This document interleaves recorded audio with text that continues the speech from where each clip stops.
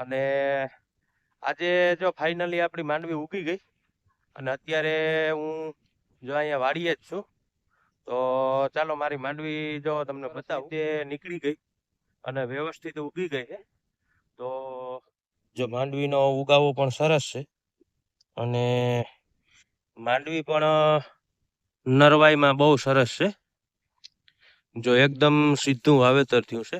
તો અત્યારે જો અહીંયા ખેતરે આવી ગયો અને જો મારી પાછળ તમે જોઈ શકો છો. જો આ માંડવી પણ બહુ સરસ ઉગી ગઈ અને વરસાદ જેવું વાતાવરણ પાછું થઈ ગયું છે. આ બાજુ અંધાર્યો છે વરસાદ.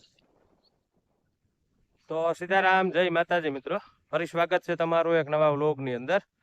અને અત્યારે હું છું અહીંયા નદીવાળા ખેતર અને આપણે માંડવી વાવી ત્યારે વિડીયો મૂક્યો હતો આપણી ચેનલ ઉપર. અને આજે જો ફાઇનલી આપણી માંડવી ઉગી ગઈ અને અત્યારે હું જો અહીંયા વાડીએ જ છું. તો ચાલો મારી માંડવી જો તમને બતાવું કેવી ઉગી છે. જો અને કોમેન્ટ કરજો. જો મારી પાછળ તમે જોઈ શકો છો. જો માંડવી કમ્પ્લીટ ઉગી ગઈ છે અને માંડવીનો ઉગાવો પણ સરસ છે અને વાવેતર પણ એકદમ સારું અને એકદમ સીધું વાવેતર થયું છે. કેમ કે આપણે જીપીએસથી સાહ નખવેલા હતા તો ટ્રેક્ટરને વાવવામાં થોડીક સરળતા પડે અને માંડવી પણ એકદમ સરસ રીતે નીકળી ગઈ અને વ્યવસ્થિત ઉગી ગઈ છે. તો જો આવી આપણી માંડવી છે તમને જો નજીકથી આગળ બતાવું.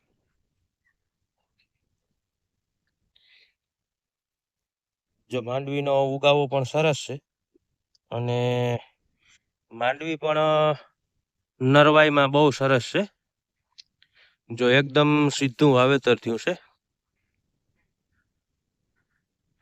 બધી એક સરખી માંડવી નીકળી ગઈ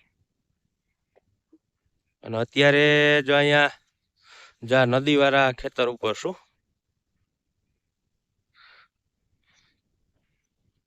જો વરસાદી વાતાવરણ છે. હમણાં આગળ એક વરસાદ થોડાક આવ્યો હતા બે છાંટા, પછી વયા ગયા છે. અને હમણાં દિવસ આખામાં 2-3 વખત તો વરસાદ આવે જ છે. જો જેથી કરીને માંડવીને પણ બહુ નરવાઈ છે. જો એને વરસાદ બહુ વધારે અત્યારે જોઈએ કેમ કે આગળ ગ્રો કરવા માટે વરસાદનું પાણી છે એ માંડવીને બહુ લાભ કરે. તો ચાલો હું નદી તમને ઉપરથી બતાવું આગળ.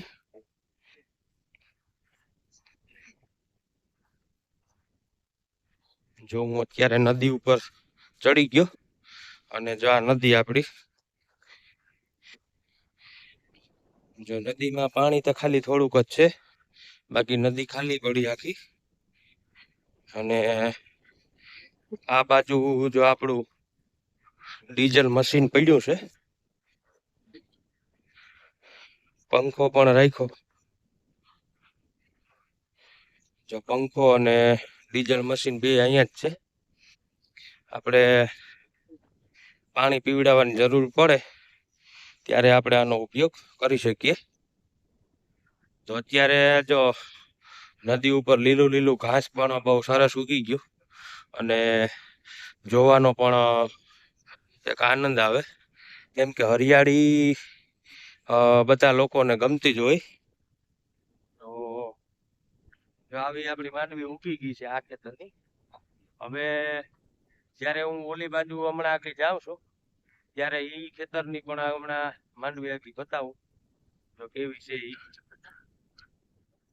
તો અત્યારે જો અહીંયા ખેતરે આવી ગયો અને જો મારી પાછળ તમે જોઈ શકો છો. જો આ માંડવી પણ બહુ સરસ ઉગી ગઈ અને ઉગાવો પણ એકદમ સરસ રીતે થયો છે.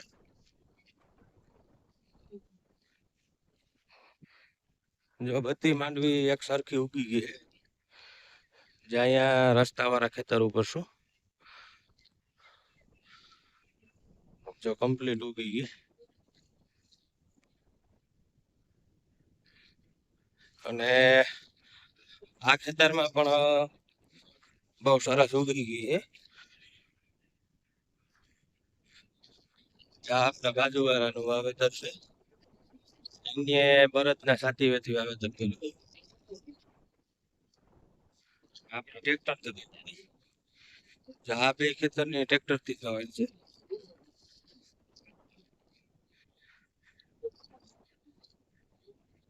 આમાં આપણે સાહ નાખેલા હતા એટલે વાવેતર સરસ થયું.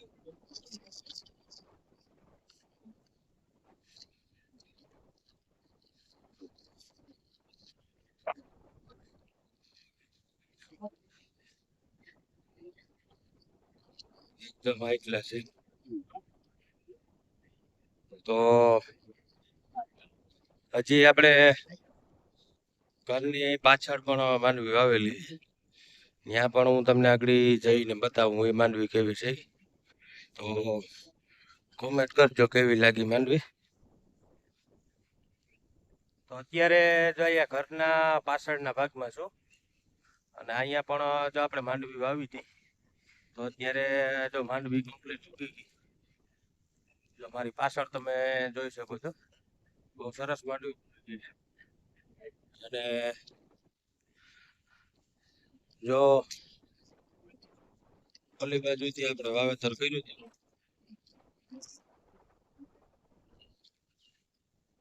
તો માંડવી આપણે બહુ નીકળી ગઈ છે સરસ રીતે.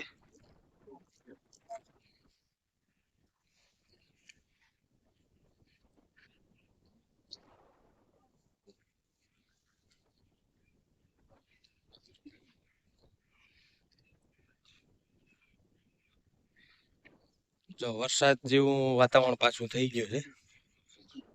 આ બાજુ અંધાર્યો છે વરસાદ.